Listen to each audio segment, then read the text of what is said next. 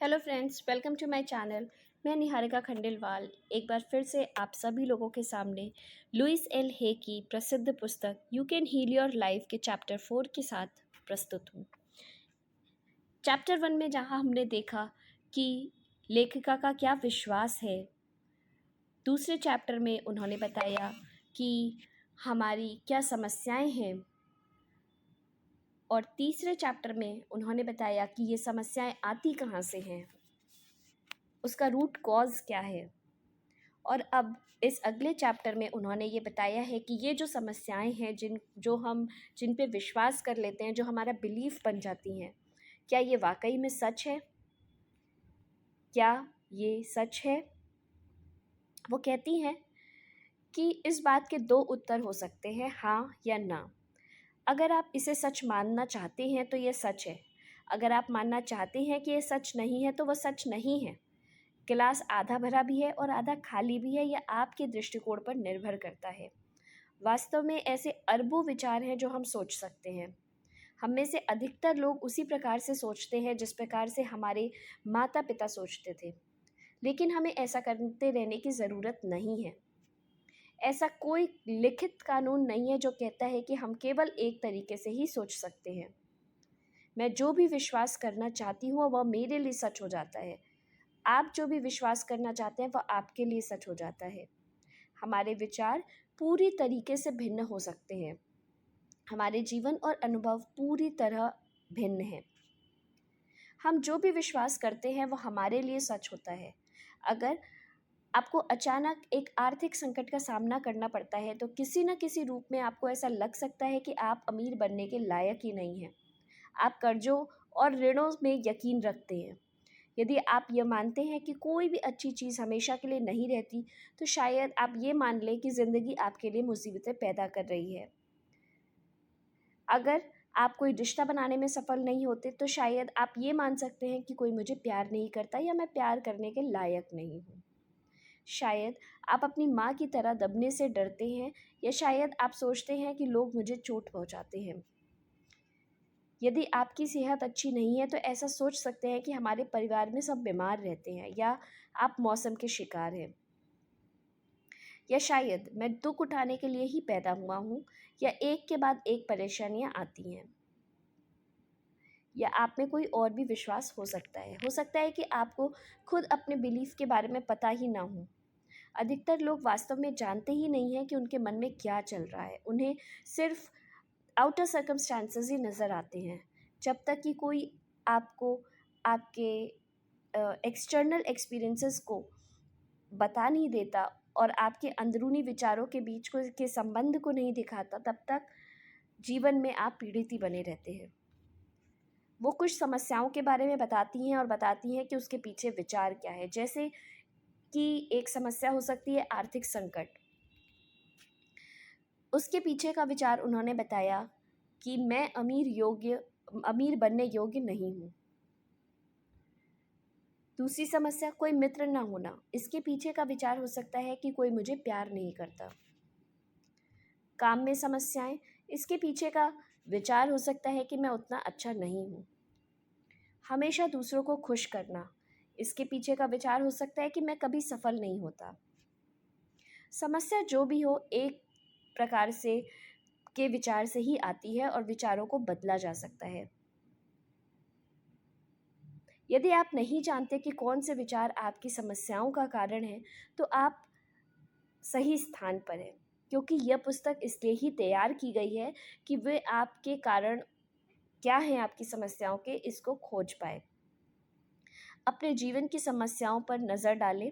अपने आप से पूछें कि मेरे कौन से विचार इन्हें जन्म दे रहे हैं। ये बहुत ही ज़्यादा गहरी बात है। जब भी हम किसी समस्या से ग्रसित होते हैं तो उनके पीछे कहीं ना कहीं हमारा कोई थॉट प्रोसेस होता है, कहीं ना कहीं कोई हमारा बिलीफ होता है। तो हमें ये जानने की ज़रूरत है कि वो कौन सा एक आरंभिक विचार है जिसकी वजह से ये समस्या उत्पन्न हुई है। कुछ चीज़ें जिन पर हम विश्वास करते हैं वो सकारात्मक और पोषक होती हैं। ये विचार जीवन भर हमारे काम आते हैं, जैसे सड़क पार करने से पहले दोनों ओर देखो। लेकिन ये विचार तब तक ही उपयोगी होते हैं जब तक कि हम बच्चे हैं। अगर जैसे जैसे हम बड़े होते हैं तो ये जो वाक्य है ये हमारे लिए उतने उपयुक्त नहीं हो सकते, क्योंकि तब हमारे अंदर ये विश्वास आ जाएगा इस सेंटेंस को सुनकर कि हमें अजनबियों पर भरोसा नहीं करने चाहिए। कभी कभी हम पूछते हैं कि क्या यह वास्तव में सच है? जिन बिलीव्स को हम लेकर आगे बढ़ रहे हैं, क्या इनमें सच्चाई है? तो अक्सर हमको ये भी सुनने को मिलता है कि लड़के नहीं रोते, लड़कियां पेड़ों पर नहीं चढ़ती। ऐसे विचार अपनी भावनाओं को छिपाने वाले पुरुषों और शारीरिक मेहनत से डरने वाली महिलाओं को जन्म देते हैं। अगर बचपन से हमें ये सिखाया गया था कि दुनिया बहुत भयावह जगह है, तो जब हम उस विचार से मेल खाने वाली जो भी बात सुनते हैं उसे उस सच के रूप में स्वीकार कर लेते हैं। यही बात अजनबियों पर भरोसा मत करो, राह में बाहर मत निकलो, रात में बाहर मत निकलो, या लोग तुम्हें धोखा देते हैं के लिए भी सच है। दूसरी ओर, अगर हमें शुरुआत में ही सिखाया गया होता कि दुनिया एक सुरक्षित जगह है, तो हमारी आस्थाएं, हमारे बिलीफ कुछ और होता। हम आसानी से स्वीकार कर सकते कि प्रेम हर जगह है और लोग इससे दोस्ताना है, और मुझे वह सब मिल जाता है जिसकी मुझे ज़रूरत है। अगर आपको बचपन में ये सिखाया गया था कि ये सब मेरी गलती है, तो आप हर समय अपराध बोध महसूस करेंगे, चाहे जो भी हो। आपका विश्वास आपको ऐसे व्यक्ति में बदल देगा जो हमेशा ये कहेगा कि मैं शर्मिंदा हूँ। तो ये बहुत ज़रूरी है कि हम अपने ऊपर विश्वास रखें। अगर आप इस विश्वास पर, अपने बिलीफ पर, जो आप बचपन से करते आ रहे हैं, तो ये आपको सच लग सकता है। मैं ऐसी ही हूँ, या वह बात ऐसी ही है, ये खास शब्द वास्तव में ये कहते हैं कि हम इस बात को अपने लिए सच मानते हैं। आमतौर पर हम जो मानते हैं वह किसी और का मत होता है, जिसे हम अपनी आस्थाओं में शामिल कर लेते हैं, हम उसे अपना बिलीफ बना लेते हैं। क्या आप उन लोगों में से एक हैं जो किसी दिन सुबह उठने पर बारिश का मौसम देखते हैं और कहते हैं, ओह कितना बेकार दिन है? वास्तव में वो बेकार नहीं होता, वो सिर्फ एक ऐसा दिन होता है जहाँ पर बारिश हो रही है। यदि हम उपयुक्त कपड़े पहने और अपना दृष्टिकोण बदल लें, तो बारिश के दिन का भी मज़ा ले सकते हैं। अगर हमारे दिमाग में यह बसा हुआ है कि बारिश के दिन बेकार दिन होते हैं, तो फिर हम हमेशा सुस्त मन से बारिश का स्वागत करेंगे। उस पल में जो हो रहा है उसके साथ बह जाने की बजाय हम उस दिन के लिए स्ट्रगल करेंगे। यदि हम एक खुशनुमा जीवन चाहते हैं, तो हमें अपने विचार खुशनुमा बनाने चाहिए। यदि हम एक संपन्न जीवन चाहते हैं, तो हमें अपने विचारों में संपन्नता रखनी चाहिए। यदि हम प्रेम से भरा जीवन चाहते हैं, तो हमें प्रेम के बारे में सोचना पड़ेगा। हम मानसिक या शाब्दिक रूप से जो भी अभिव्यक्त करते हैं, वह उसी रूप में हमारे पास वापस आता है, फिर वो चाहे पॉजिटिव हो या नेगेटिव। आगे वो कहती हैं कि हर क्षण एक नई शुरुआत है। ताकत हमेशा वर्तमान क्षण में होती है। आप कभी रुकते नहीं। इन्हीं क्षणों में, यहीं पर और इसी समय हमारे अपने दिमाग में परिवर्तन होते हैं। ये कोई मायने नहीं रखता कि हम कितने लंबे समय से नकारात्मक विचारों में डूबे रहे हैं, या किसी बीमारी या किसी खराब रिश्ते या आर्थिक संकट या सेल्फ क्रिटिसिज्म से जूझ रहे हैं। हम आज ही इनमें परिवर्तन लाना शुरू कर सकते हैं। यहाँ पे उन्होंने बहुत अच्छी बात कही है कि इससे कोई फ़र्क नहीं पड़ता कि आप कितने समय से अपनी प्रॉब्लम से घिरे हुए हैं, लेकिन जब आप ये ठान लेते हैं कि आपको लाइफ में चेंज चाहिए, उसी समय से आप अपने विचारों को चेंज कर सकते हैं और अपनी लाइफ को वापस से ट्रैक पे ला सकते हैं।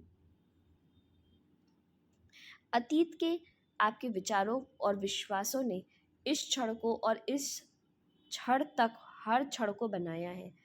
अब आप विश्वास करने और सोचने के लिए जो भी चुनते हैं, वह अगले क्षण को, अगले दिन को, अगले महीने को और अगले साल को गढ़ेगा। इसका मतलब क्या है कि अगर आपने इस समय, इस प्रेजेंट मोमेंट में जो भी थॉट लिया, जो भी थॉट डाला, वो आपके अगले मोमेंट को, आपके अगले आने वाले दिन को, आपके अगले महीने को, आपके आगे फ्यूचर को बनाता है। आगे वो कहती हैं कि क्या ये सच है? एक पल के लिए रुके और अपने विचार को पकड़े। अगर आप इस समय क्या सोच रहे हैं ये आपको समझ में आ जाए तो चीज़ें आसान हो जाएंगी। यदि यह सच है कि आपके विचार आपके जीवन को आकार देते हैं, तो आप अभी जो भी सोच रहे हैं, क्या उसे आपने अपने लिए सच आप बनाना चाहेंगे? यदि वह चिंता या गुस्से या चोट या प्रतिशोध या डर का विचार है, तो आपको क्या लगता है कि यह विचार किस तरह आपके पास लौट कर आएगा? हमेशा अपने विचारों को पकड़ना आसान नहीं होता है, क्योंकि वे बहुत तेज़ी से आगे बढ़ते हैं।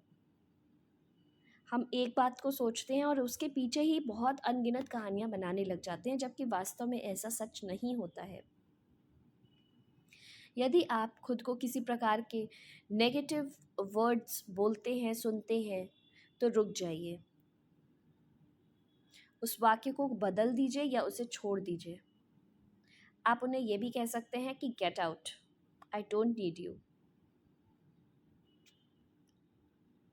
वो कहती हैं कि मेरे टीचर्स ने बार बार ये कहा कि जब कोई समस्या होती है तो वहाँ कुछ करने की नहीं बल्कि जानने की ज़रूरत होती है।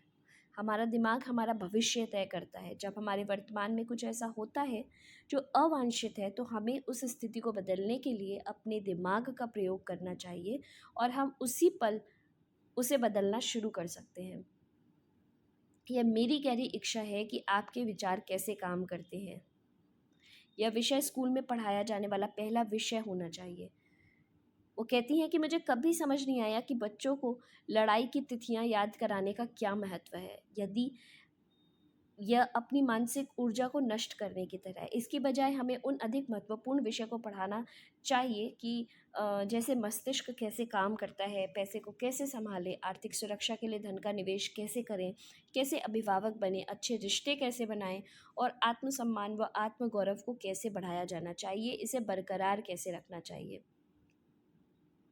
यदि उन्हें स्कूल में अपने नियमित पाठ्यक्रम के साथ ये विषय पढ़ाए जाए, तो ज़रा सोचिए कि किस प्रकार से लोग प्रसन्न रह सकते हैं, किस प्रकार से लोग अपने बारे में अच्छा महसूस कर सकते हैं। हमारे पास ऐसे लोग होंगे जो आर्थिक रूप से संपन्न होंगे और जो बुद्धिमान भी होंगे, जो अपनी इंटेलिजेंस से अपने पैसे को निवेश करके इस इकोनॉमी को रिच बनाएंगे। उनके हर किसी के साथ अच्छे रिश्ते होंगे और वे माता पिता की भूमिका में भी सहज होंगे। फिर अपने बारे में अच्छा महसूस करने वाले बच्चों की एक और पीढ़ी तैयार हो सकेगी। फिर भी इन सब के बीच हर व्यक्ति एक अलग व्यक्ति होगा जो अपनी अलग अलग क्रिएटिविटी को शो करेगा। हमारे पास वेस्ट करने के लिए बिल्कुल भी समय नहीं है।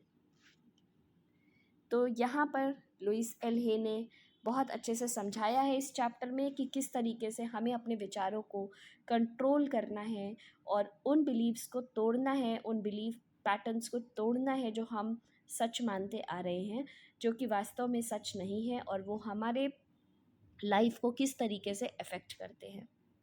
आई होप आपको ये चैप्टर समझ में आया होगा, आपको ये पसंद आया होगा। कमेंट बॉक्स में मुझे लिखकर ज़रूर से बताइएगा। मिलती हूँ मैं आपसे अगले वीडियो में अगले चैप्टर के साथ। Thank you so much.